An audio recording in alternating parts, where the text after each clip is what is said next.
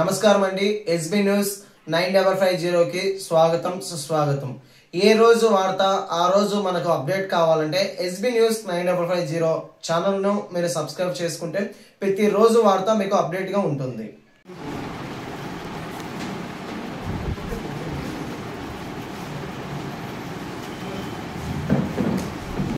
ఏం జరుగుతుందో విషయం తెలుసుకున్నాము. కేవలం కలిపి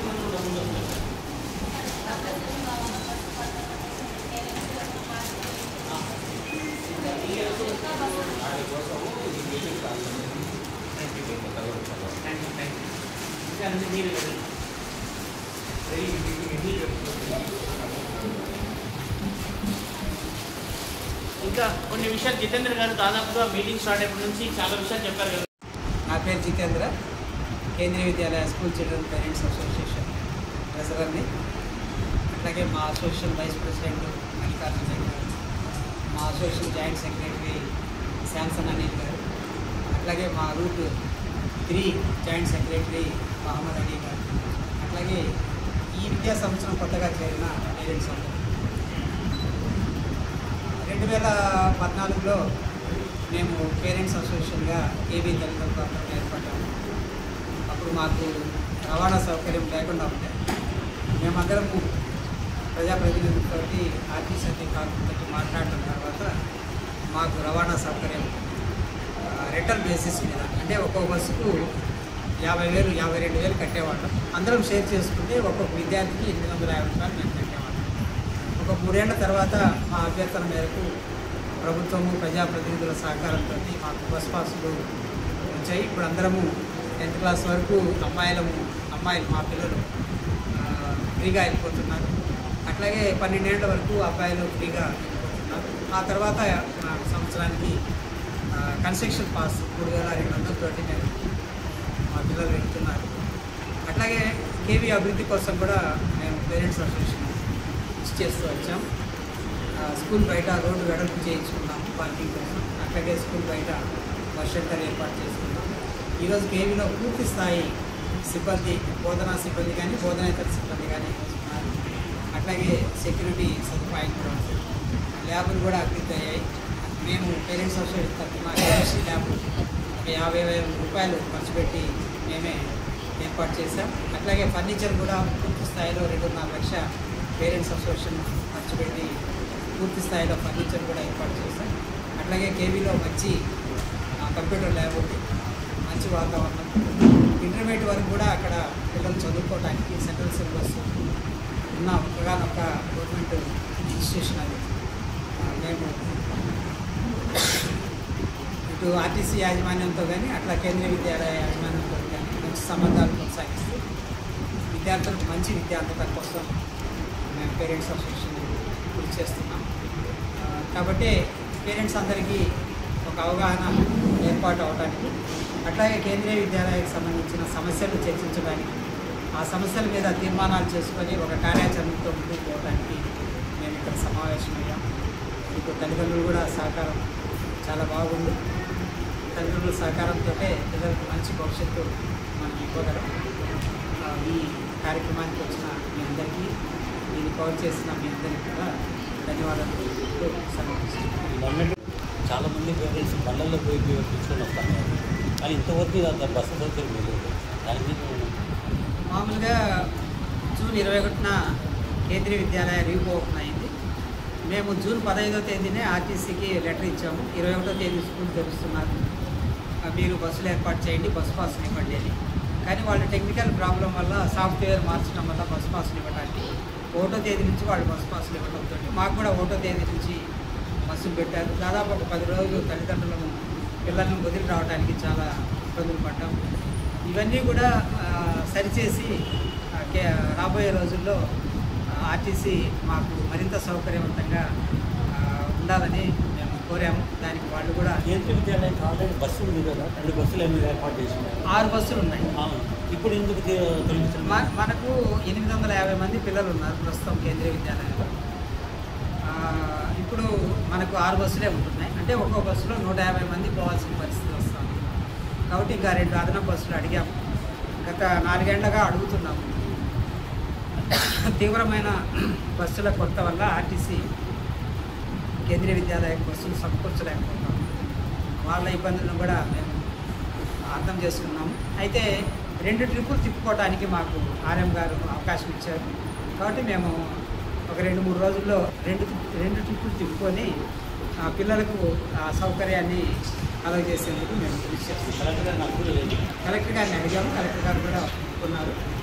కలెక్టర్ గారి సహకారం కూడా ఉంది. కలెక్టర్ గారు ప్రభుత్వ పాఠశాలలకు అన్ని సౌకర్యాలు కల్పించాలి, బస్సులు ఆపడానికి లేదని కూడా కలెక్టర్ గారు ఆర్టీసీ వాళ్లకు ఆదేశాలు జారీ చేశారు. చాలా సంతోషం. మేము కలెక్టర్ గారికి ధన్యవాదాలు.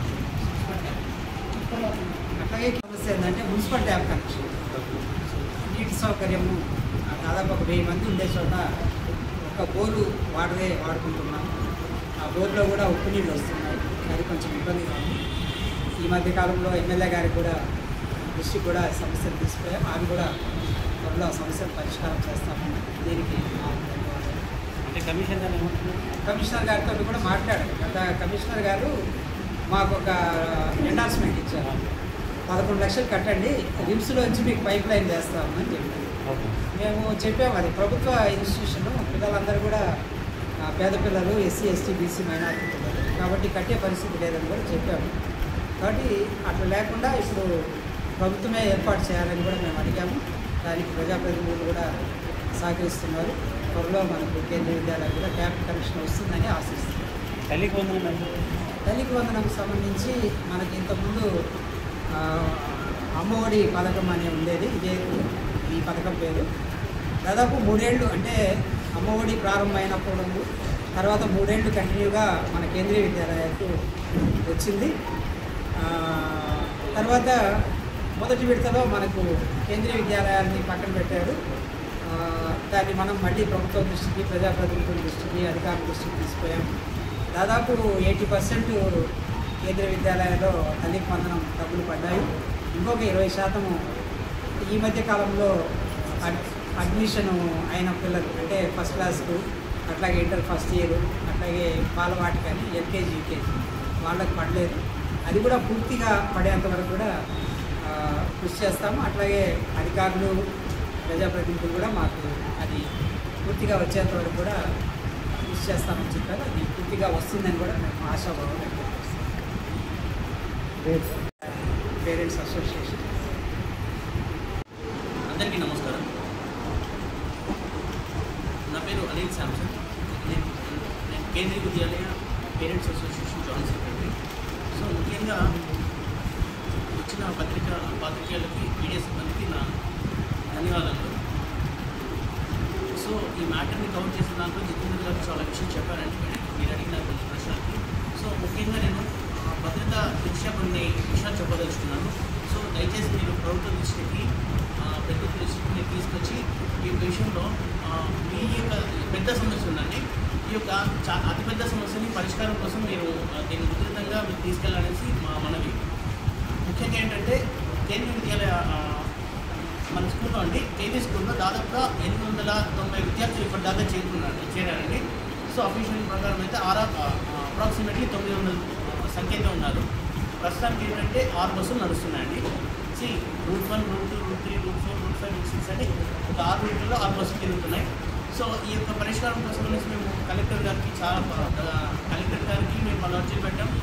గత 3 సంవత్సరాల నుంచి ఆర్ఎం గారికి మేము రిక్వెస్ట్ చేస్తున్నాము, డిఎంఓతో పిలిచాము. ఇటీవలే ఈ యొక్క పిల్లల విషయంలో ఎందుకంటే రద్దీ ఎక్కువ ఉందండి. ముఖ్యంగా రూట్ 1, రూట్ 2, రూట్ 3 బస్సులో 130 నుంచి 140, ఎంత లేదన్నా మినిమం అండి 115 నుంచి 135 విద్యార్థుల సంఖ్య. కొన్నిసార్లు ఫుట్బోర్డ్ మీద కూడా ఎక్కే అవకాశం ఉందండి. ఆ ఫుట్బోర్డ్ దగ్గర ఎక్కుతున్న విద్యార్థుల కోసం మాకు చాలా భయంగా ఉందండి. ఈ యొక్క విషయంలో పిల్లల యొక్క ప్రాణాలకు కానీ వాళ్ళ ఏదైనా సరే ప్రశాంతంగా మారిందండి. ఎందుకంటే భద్రత పిల్లలకు చదువు ఎంత ముఖ్యమో వాళ్ళు వెళ్ళే రవాణా అంత ముఖ్యమో, ఆ రవాణాలో రోడ్డు రవాణాలో వాళ్ళ యొక్క ఈ భద్రత అనేది అత్యంత కీలకమండి. సో ఏ రకంగానూ వాళ్ళకి భద్రత అనేది ఏమాత్రం డిస్టర్బ్ అయినా కూడా అది అందరికీ కూడా దిగ్భ్రాంతికరమే, విషాదకరమవుతుంది. సో పిల్లలు చదువుకోవాల్సిన వెళ్ళిన పిల్లలది ఒక విషాదకరంగా ఉండకూడదని మా మనవి. మెయిన్ థింగ్ ఏమంటే దీనికోసం అనేసి మేము ఆర్టీసీ వాళ్ళు రిక్వెస్ట్ పెట్టిన తర్వాత ఒక చిన్న పరిష్కారం అయితే వచ్చిందండి.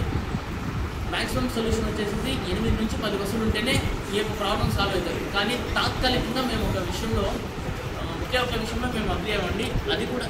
అది కూడా ఏంటంటే ఈ యొక్క పిల్లలకు భద్రతా లోపం ఉంది కాబట్టి రోడ్డు రవాణాలో పూర్తిగా వాళ్ళకి ప్రమాదానికి అంచుల్లో ఉన్నారనే ఉద్దేశంతో మేము చైర్పర్సన్ అయినటువంటి పద్మావతి గారండి, చైర్పర్సన్ ఆవిడ చిల్డ్రన్ ప్రొటెక్షన్ కమిషన్ చైర్పర్సన్ అయిన పద్మావతి గారు ఇటీవల ఒక రివ్యూ మీటింగ్ వచ్చినప్పుడు మేడం గారితో మేము మీట్ అయ్యేసి అర్థం ఇచ్చామండి.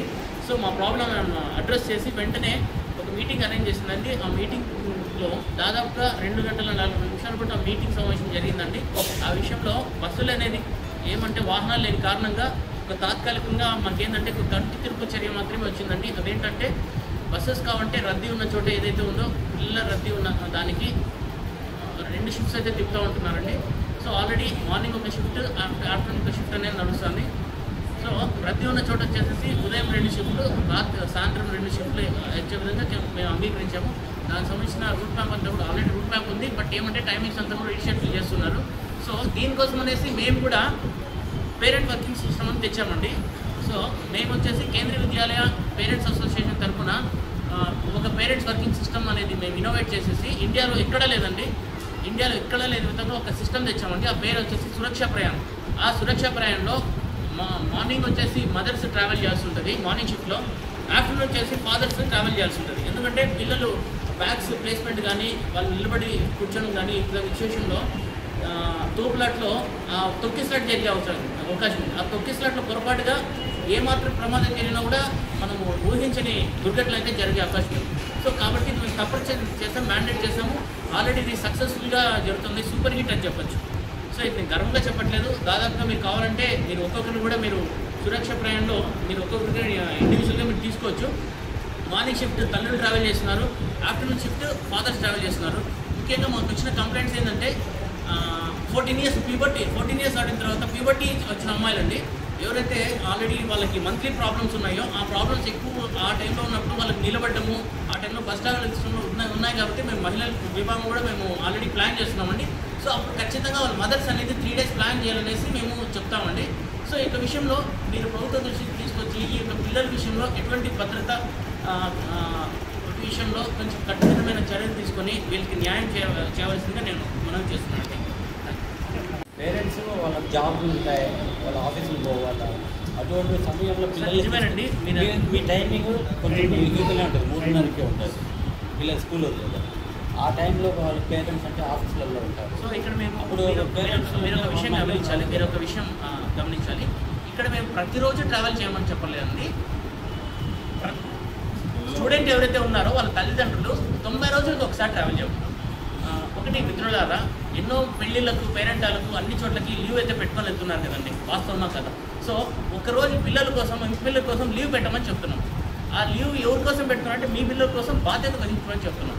సో ఇక్కడ మెయిన్ ప్రాథమిక ప్రాబ్లం ఏంటంటే మార్నింగ్ 8:20 స్కూల్ స్టార్ట్ అవుతుంది, 2:40 కంప్లీట్ అవుతుంది. 2:45 పిల్లోడు బయటకు వస్తే బస్ ఎక్కిన తర్వాత పిల్లోడు ఇంటికి వచ్చిన వరకు ఇక్కడ మానిటరింగ్ వ్యవస్థ లేదు. లోపల పిల్లోడికి ఏం చేయాలన్నా కూడా అక్కడ బాధ్యత వహించడానికి స్కూల్ మేనేజ్మెంట్ ఉంది. ఎందుకంటే స్కూల్ ఇన్స్టిట్యూషన్ ఉంటాడు కాబట్టి ఏ ఇన్స్టిట్యూషన్ అయినా సరే, అది ప్రైవేట్ సిబిఎస్ఈ ఇన్స్టిట్యూషన్ అయినా, స్టేట్ గవర్నమెంట్ ఇన్స్టిట్యూషన్ అయినా, ఎనీథింగ్ ఒక ట్యూషన్ పాయింట్ అయినా అక్కడ ఉన్న ఇన్స్టిట్యూషన్ బాధ్యత వహిస్తుంది. 2:45 బయటకు వచ్చిన తర్వాత ఇంటికి వచ్చిన తర్వాత ఆర్టీసీ వాళ్ళకి కేవలం మేము ఆల్రెడీ అడిగామండి. ఈ యొక్క విషయంలో భద్రత ఏంటంటే వాహనం ఒకవేళ ప్రాబ్లం ఉన్నా, వాహనం సమస్య వచ్చినా, డ్రైవర్ సమస్య వస్తే అది మా ప్రాబ్లం, అది మేము చూసుకుంటాం. బట్ పిల్లలు ఏదైనా అల్లరి చేసినా తొక్కేసినట్టు మేము కారణం కాదని వాళ్ళు చెప్పారు.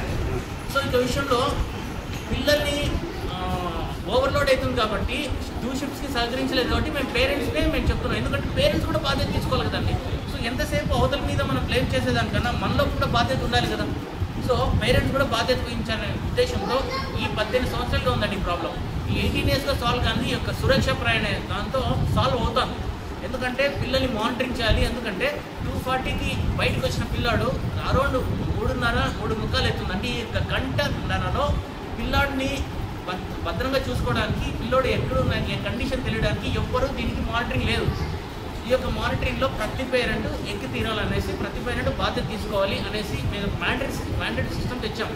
సో పేరెంట్స్ అని కన్విన్స్ అయ్యారు. ఎందుకంటే 100% మేము యాక్చువల్లీ 99% కన్విన్స్ అయ్యారంటున్నాం. బట్ 100% కన్విన్స్ అవుతున్నారు.